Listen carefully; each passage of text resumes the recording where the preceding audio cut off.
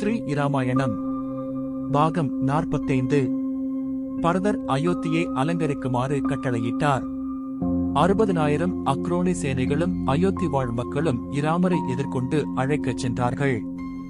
இராமர் உடன் வந்தாருடன் புஷ்பக விமானத்தில் ஏறி கங்கா நதியைக் கண்டு இறங்கினார். குகன் பாசத்துடனும் நேசத்துடனும் இராமருடைய திருவடிகளை வணங்கினான். அவன் கண்களில் ஆறாக நீர் பெருகியது. இராமர் விபீஷணருக்கும் சுக்ரீவனுக்கும் குகனை அறிமுகப்படுத்தி வைத்தார். குகன் விபீஷணரையும் சுக்ரீவனையும் மார்புற தழுவி ஆனந்த கண்ணீரால் நனைத்தான்.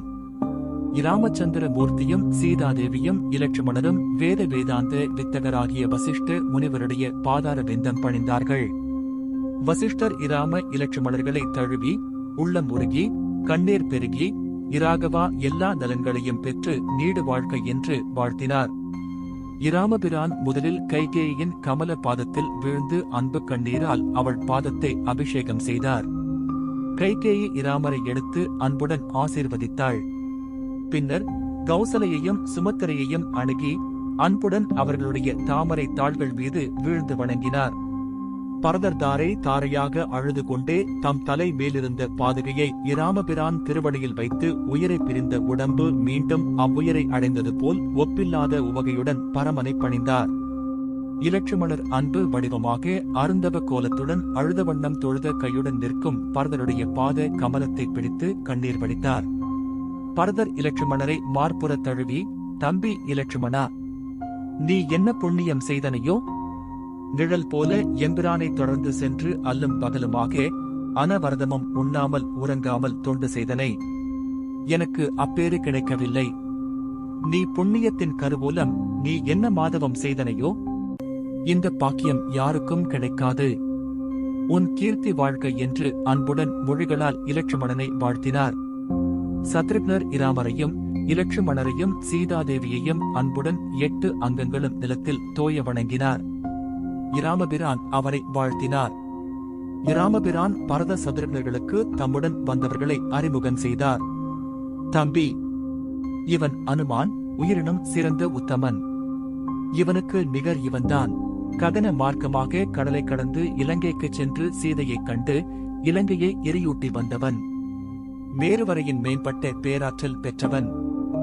ஆதித்தனிடம் 9 வியாகரணங்களையும் ஓதியுணர்ந்தவன். இவனை நவம்பர் வியாகரண பண்டிதன் என்று 8 திக்கும் மதிக்கும். இவனுடைய சொல்லாற்றல் மிகவும் உயர்ந்தது. அயன்கணையால் அனைவரும் மாண்ட போது கைலை மலைக்கு வடக்கேயுள்ள சஞ்சீவி மலையை ஒரு கையால் கொண்டு வந்து அனைவருக்கும் உயிர் பிச்சை கொடுத்த உத்தமன். இவன் பெருமை அளவிடற்கரியது. சிலரிடத்தில் அன்பிருந்தால் அறிவிருக்காது, அறிவிருந்தால் ஆற்றல் இருக்காது.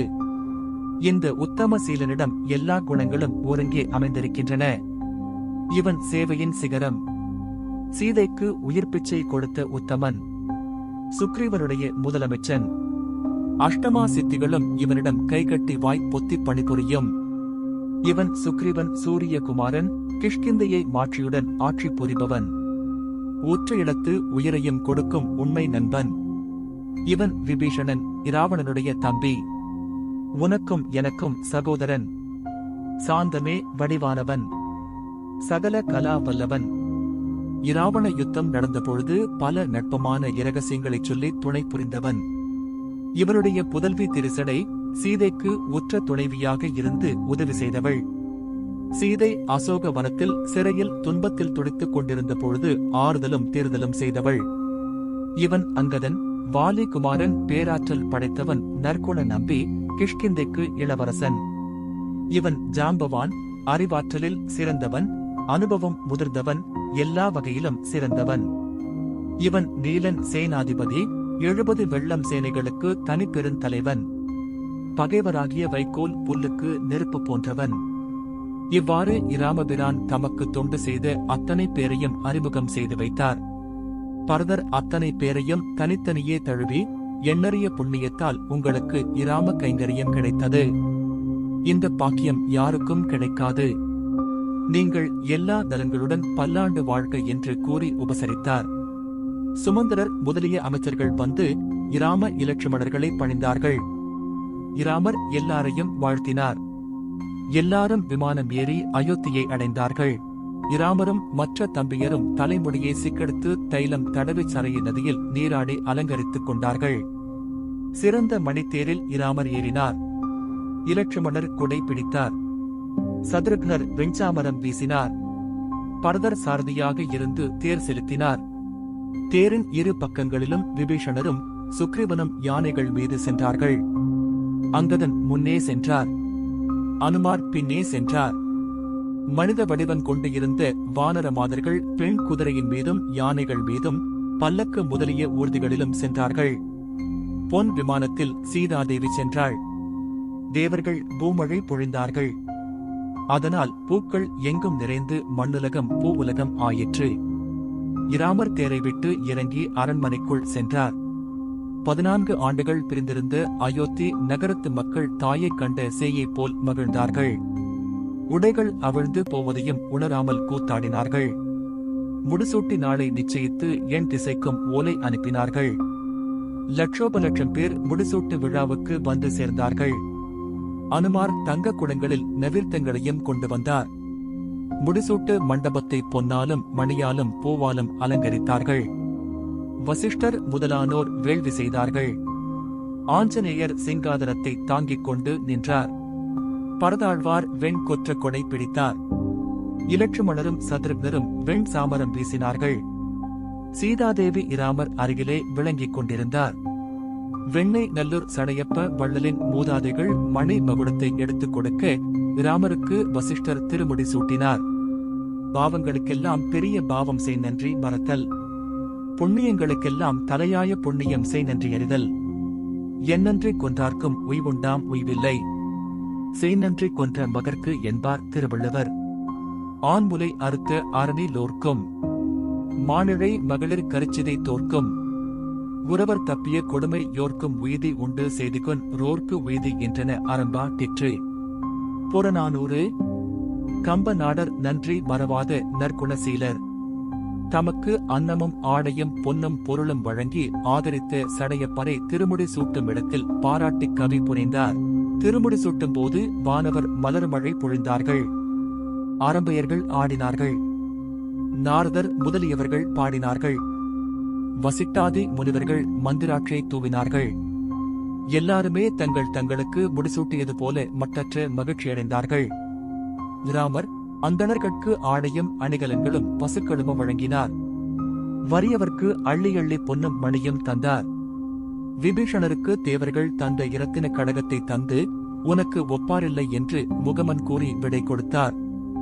சுக்ரீவனுக்கு சம்பரனை தசரதர் வென்றபோது பிரமதேவர் தந்த இரத்தின கடகத்தையும் தேர் யானைகளையும் பரிசாக வழங்கினார். இந்திரன் கொடுத்து மணிக்கடகத்தை அங்கதனுக்கு அளித்தார். நீலன், ஜாம்பவான் முதலிய வானர தலைவர்களுக்கு இரத்தின மணிமாலைகளை வழங்கினார். குகனுக்கு உயர்ந்த இரத்தினாபரணங்களை தந்தார். அனுமாரை பார்த்து, ஆஞ்சநேயா, உனக்கு ஒப்பார் ஒருவரும் இல்லை. சஞ்சீவமலை கொணர்ந்து மாண்டவரை மீண்டெழுமாறு செய்து உன் தியாகமும் சேவையும் மேறு வரையினும் மேம்பட்டது. நீ தூய பிரமசாரி, உனக்கு என்ன பரிசு வழங்குவேன்? என்னையே தருகின்றேன் என்று கூறி மார்புறத் தழுவிக் கொண்டார். இராமபிரான் சீதாதேவியை கடைக்கண்ணால் பார்த்தார். குறிப்புணர்ந்து சீதாதேவி தனக்கு சரஸ்வதி தந்த நன்முத்து மாலையை அனுமாருக்கு அளித்தார். இந்த முடிசூட்டு விழா தொடர்ந்து 60 நாள் நடந்தது. விபீஷணர், சுக்ரீவன் முதலிய அனைவரையும் இராமபிரான் பார்த்து, அரசனில்லாத நாடு காடாகிவிடும். நீங்கள் சென்று உங்கள் நாட்டை நன்கு அரசு செய்யுங்கள் என்று கட்டளையிட்டார்.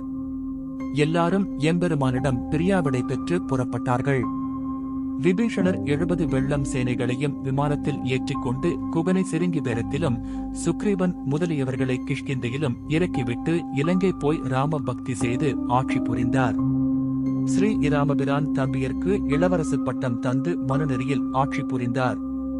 மண்ணுலகம் செழிக்கத் தொடங்கியது. நூற்பயன்.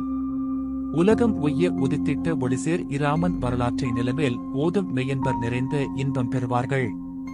அலகில்லாத மெய்ஞானம் அனைவர் அடையார் ஆகுலங்கள் பலரும் புகழும் பண்புடனே பரமபதத்தில் வாழ்வாரே.